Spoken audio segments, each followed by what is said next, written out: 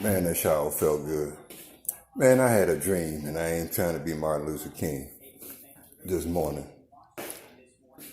I had a dream that it was a format and a place like Wipeout, where people were getting knocked off by little sponge things. And on football fields, there was a plank that you walk from one end of the football field to the other, and the stadiums were filled up by dead relatives and people long past. And the announcer and the referee was God. And he was telling you before the game started that how many people were fooled in to thinking one man or one woman was closer to God than he was. And so they had to walk this plank. On each side of the plank, there were roaring fires of hell. And even your dead mother and father wanted to see this game because there was nothing to do in heaven. You see, they made the right decision in their life. So you would walk down this plank, and mascots would either let you go past from one end of the field to the other, or they would knock you off the plank. And even your mother or father would laugh at you if you fell in hell, because all their sadness and all their joys were frozen in time. If they said man and women make mistakes, how could any man or woman be closer to God than you?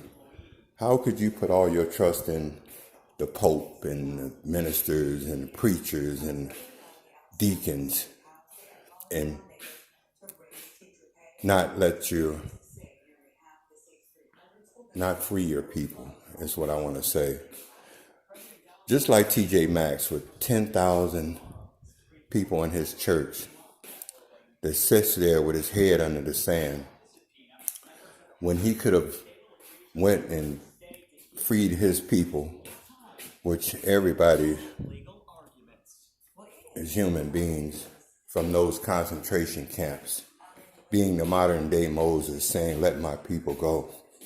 He would have been able to walk the plank without any trouble. But all of his followers, the 10,000 followers or the 20,000 followers, were in back of him, walking single file, hoping not to get knocked off into the gates of hell. None of them made it because they had a choice to do the right thing and help God's people. And they didn't do it. They put their faith in a man that makes mistakes because, see, we all make mistakes. We're not perfect like God. So people were swayed into thinking that they'll go to church and give an offering or sacrifice to a person that probably does cocaine on Monday, Wednesday, Tuesday, Thursday, Friday, but and Saturday and Sunday, fool the people into thinking he's a holy man or closer to God than you are. I guess people think since they're working, they might have missed the message that God was trying to tell them. And so it's very convenient to go to church to hear it. It doesn't work like that.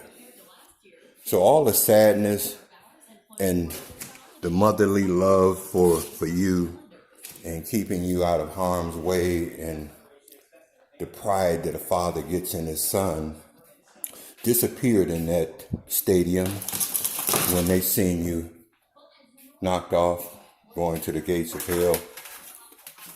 Because you see, God took all that away. And those people sitting in the stadium did the right thing. They didn't rely on one person to guide them like sheep and to persuade them like the devil. They knew goodwill towards man, and those were God's people. So that's why the admissions was free for the angels sitting in a stadium that might be your mother or your father or your sister or your brother, long past. And people still make that mistake to this day. Thank you.